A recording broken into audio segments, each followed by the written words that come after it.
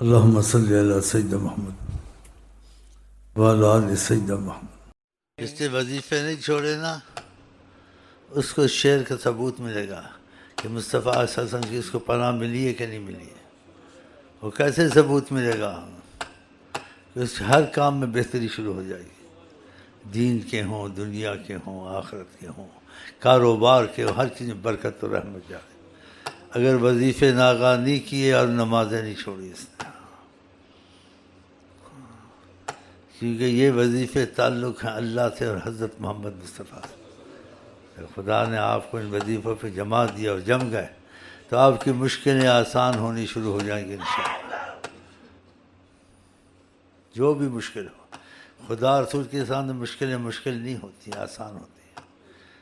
کہتے ہیں کسی پہ کرم ہو گیا، قسمت کا اچھا تھا شاید بہت، میں سوچتا تھا اس آدمی کی حالت ٹھیک نہیں ہوتی ہے، اس کو اتفاق سے آقا جی کی زیارت ہو گئی، آقا جی کے وظیفے تو پڑھتا نہیں ہے، حالت کیا اچھی ہوئی، اور جا کر تحقیق کی واقعہ وظیفے میں گڑبڑ کرتا تھا۔ آقا جی کو سی آئی ڈی تو نہیں رکھتی، انٹیلیجنس رکھتے ہیں، خبریں ان کو سب پتہ ہوتا ہے۔ ایسے دوسری کوئی شے کسی کو وظیفے سمجھا رہا تھا، بڑی اپنی پریشانی ذکر کر رہا تھا کہ اس پہ کرم ہو گیا خدا کا، آقا جی کی زیارت نصیب ہوئی۔ فرمایا تم ویسے دے دو، جو مدد کرنی ہے، پڑھنے والا نہیں ہے، پڑھے گا نہیں، ویسے دے دو، کچھ دے دو، مدد کر دو۔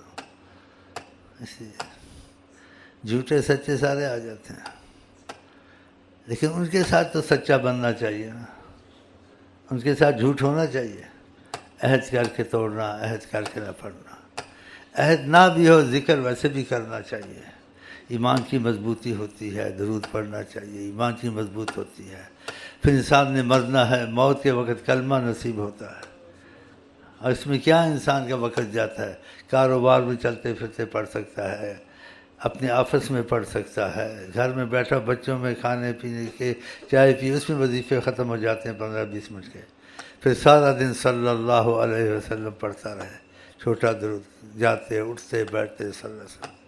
اور آپ نے کثرت الصلاۃ علیہ، جو زیادہ درود پڑے گا مجھ پر، تم فی الہموم والغموم، اس کے غم اور مصیبتیں پریشانیاں دور ہوں گی، وتکثر الارزاق، اور رزق اس کا تیز ہو جائے گا۔